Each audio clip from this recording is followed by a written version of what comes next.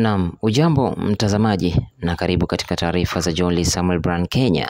Iwapo ndio mara yako ya kwanza kujiunga katika channel hii, basi hakikisha kwamba umeweza kusubscribe ili ukaweze kuwa katika nafasi nzuri ya kuweza kupata taarifa zaidi kadri inapochipuka.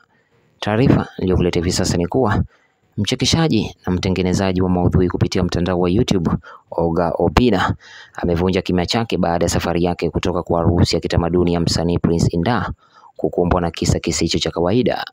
Obinna ambaye alitoa katika sherehe hiyo katika kaunti ya Migori kwa kutumia helikopta alikuwa gumzo la mitandaoni baada ya jamaa mwenye umri wa makamo kurukia na kung'eng'enia ndege hiyo wakati ilipokuwa ikiondoka. Katika video ambayo ilisambazwa kwenye mitandao ya kijamii, kijana huyo alionekana kuwa na uchu wa kupaa angani pamoja na helikopta hiyo na alifanikisha azma lake kwa kuirukia na kuruka nayo.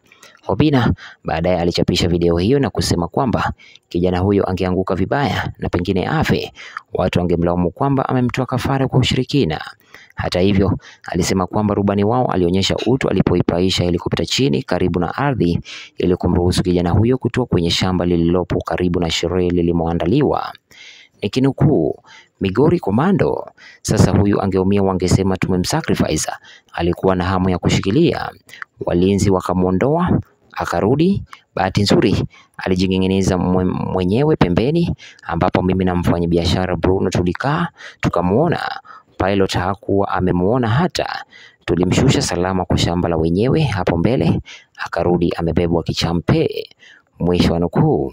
Obinna alisema tukio hilo la kushangaza liliongeza chachu katika suala zima la harusi ya kitamaduni ya msanii wa Wangla Prince Indah ambayo ilizungumziwa pakubwa Jumapili.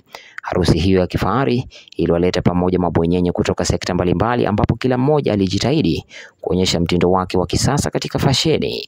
Wengine kama Obinna walikwenda hatua zaidi kwa kukomboa ndege aina ya helikopta na kutua nayo katika sherehe iliyojaa magari ya kifahari ya kila aina. Asante kwa kuitazama taarifa hii na usisahau kusubscribe, like, share pamoja na kukomenta.